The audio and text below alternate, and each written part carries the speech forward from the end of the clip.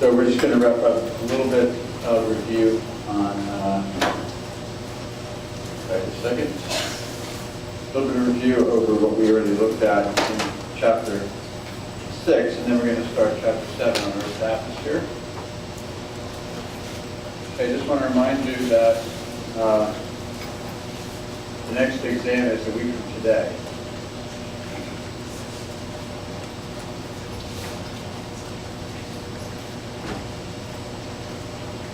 So again, the website, there is a link for exam 2, which is a week from today, on the 24th, and there is a multiple choice practice test which again is probably the single most useful thing to review off of, but I do recommend doing all the review problems and questions in the book, because those are going to supplement what you see in this exam, which, as you've seen, has lots of similar problems. Some of the problems are exactly the same as what you're going to see on exam 2, but of course I don't give away the whole exam. So there's some problems that are similar to the problems that you're going to see in exam 2, but not exactly the same.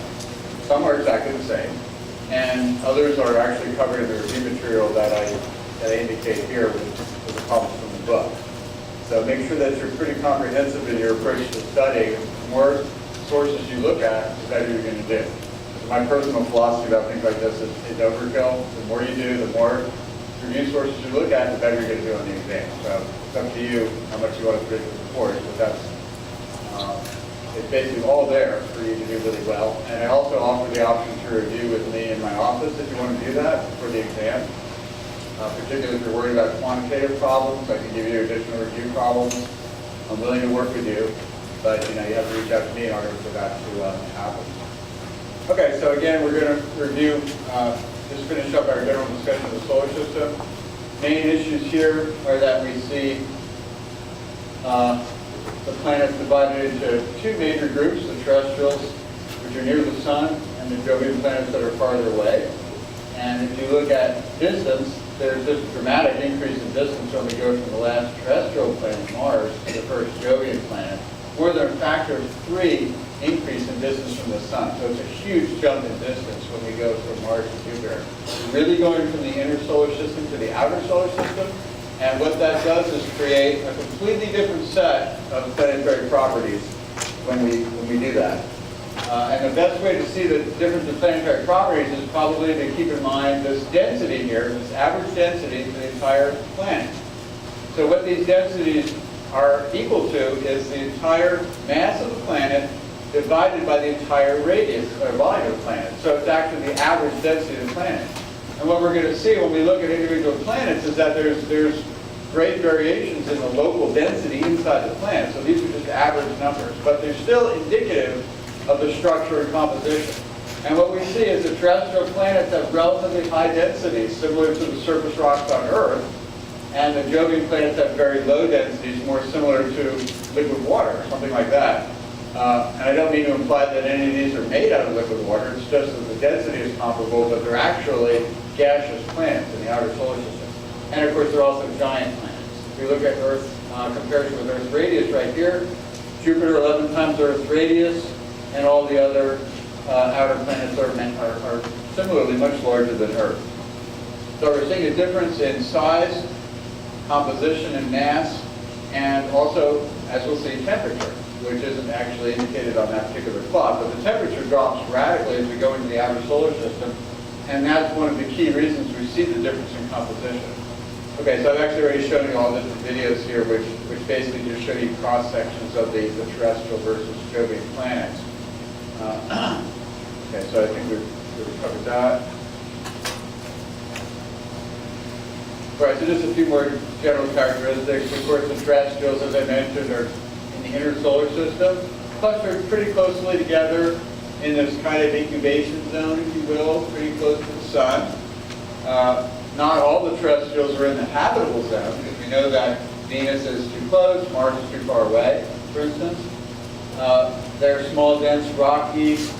This is an indication of a different kind of composition compared to what we see in the outer planets, which are gaseous planets. We also see weak magnetic fields in the terrestrial planets, very strong magnetic fields in the Jovian planets, which is an indicator of a profoundly different internal structure around the cores of these planets, because the magnetic fields are typically generated in the cores of the planets. So if you see very strong magnetic fields in the Jovian planets versus weak magnetic fields in the terrestrials, it's a pretty good tip-off that we're seeing quite a dramatic difference in the internal structure. We also have lots of moons. There's a friendly competition between Jupiter and Saturn over who has the most moons, and it actually kind of fluctuates year by year. But between Saturn and Jupiter, we're talking, well over 100 moons, and only 3 moons distributed amongst the terrestrial planets. Earth has 1, Mars has 2, Venus has no moons. And I should also mention that, of course, the terrestrials have solid surfaces. If it wasn't for a solid surface, there wouldn't be any George Mason University, or lots of other things. Well, let's just focus on that. Without a solid surface, we wouldn't be here right now. The Jovians don't have solid surfaces, hence, although Mason is creating extension campuses all over the world now, we have a new one we're working on in Korea, we're not looking at the gas giant planets. We draw the line at the lack of a solid surface. That's something that the president made very clear, our new president. All right, so the properties of planets, we're talking about kind of different categories of things. The atmospheres have very different temperatures and pressures and compositions. And again, the thread that's underlying all of this really is distance from the sun. That's going to kind of dictate how the atmospheric properties and compositions change, the densities change. Length of day is kind of a wild card because that's just the spin rate of the planet. There's no particular reason to expect a given planet to have any particular spin rate. That's always the result of the individual history of that planet, and in particular, whether it's had collisions with other large bodies, which could affect its spin rate. If you have a rapidly spinning bicycle wheel and you rub it against another spinning bicycle wheel that's spinning in the opposite direction, they're going to kind of sort of nullify each other's spin, and you won't have much spin left. So that's what collisions do. They can change the spin of the planet, and we find that, of course, that's connected with the length of the day. Okay, so length of day on Earth and Mars is very similar. We find that when we look at the other planets, it's very different. Like Venus, for example, takes months to rotate just a single time. And despite all these differences, the terrestrial planets actually are very similar to, much more similar to each other than they are to the Jovian planets, which are radically different, really alien sorts of planets, if you will. Nothing like terrestrial planets. Okay, well, it's impossible to talk about the solar system without first mentioning the fact that the sun is completely dominant in the solar system. There's over 1,000 times the mass of Jupiter, and actually around 1,000 times, could fit about 1,000 Jupiters inside the sun, for that matter. By the way, the fact that you can fit 1,000 Jupiters inside the sun, and the sun has about 1,000 times the mass of Jupiter, if you think about that, it means they have about the same density. So Jupiter has about the same density as the sun. In some ways, it's a failed star that didn't have enough mass for thermonuclear fusion to start inside the core of Jupiter.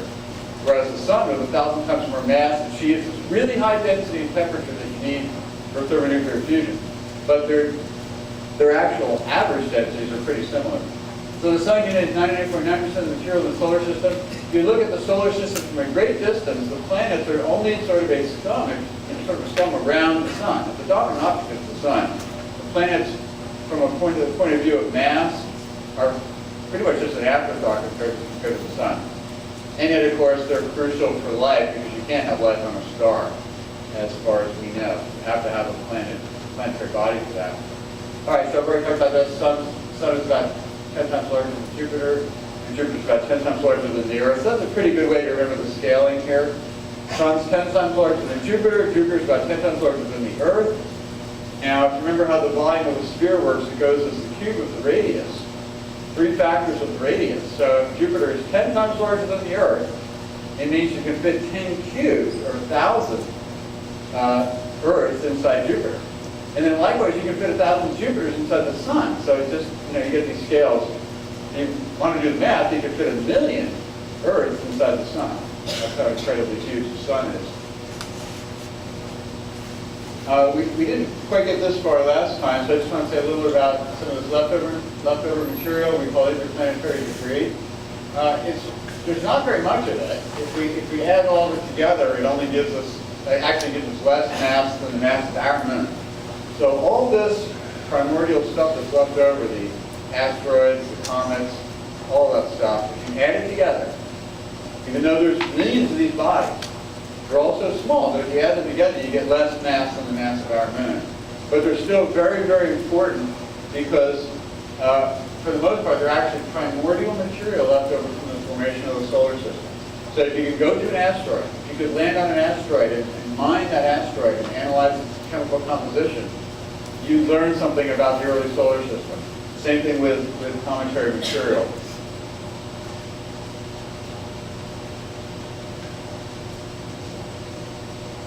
Okay, so I mentioned that we have less than the mass of the moon. It's primordial, meaning it's nearly unchanged since the early history of the solar system. But there's different groups of primordial material, and some of it is a little more primordial than other materials. So we'll talk a little bit about that. The most primordial objects, you could argue, are comets. Because comets are icy fragments from the outer early solar system that have never been reprocessed at all. In other words, they've never been parts of larger bodies like planets or anything like that. Okay, so how can I make that blanket statement that comets have never been part of larger bodies?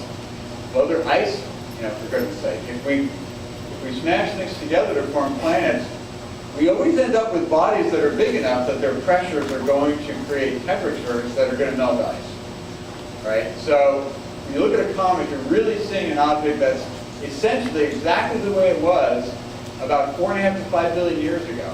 The only exception would be that its surface has been exposed to high-energy radiation over the billions of years, and that can affect the crust, but the interior is pretty much purely primordial. So we're going to talk more about asteroids and comets when we get to that chapter in the book, but just in passing here, I'll mention that, of course, when these cometary nuclei get close to the sun, they form tails, as we know. These tails actually don't exist at all when the cometary nuclei are out beyond around the orbit of Mars or so, because it's cool enough out there that the ices just stay ices and they don't actually melt. Got to be closer to the sun for that process to happen. And then the tails actually point away from the sun due to the pressure of solar radiation. And on top of that, you can see two kinds of tails there. You see the bluish wispy tail and the brighter white tail. They're both associated with the comet, but they represent two different kinds of particles that are coming off the comet as it melts. It's not pure ice. The comets are ice mixed with little granules of dust and also some atoms that have gotten trapped into the ice. And so what we see is two kinds of tails. The more curved tail is the dust tail, which basically represents these little grains of dust that have been liberated from the ice. Think of a cometary nucleus as a giant dirty snowball kind of thing. When it melts, these little particles of dust are liberated, and they're blasted by the solar wind of radiation, but these little cometary particles have a little bit of mass, so they actually try to orbit the sun. And they, to some extent, achieve that, which is why this tail is curved. It's curved because the particles are kind of trying to orbit the sun, but they're getting blasted by a solar wind of energetic particles, which is forcing them to have this tail-like configuration. The ion tail is the bluish tail, which is composed of just subatomic particles. Okay?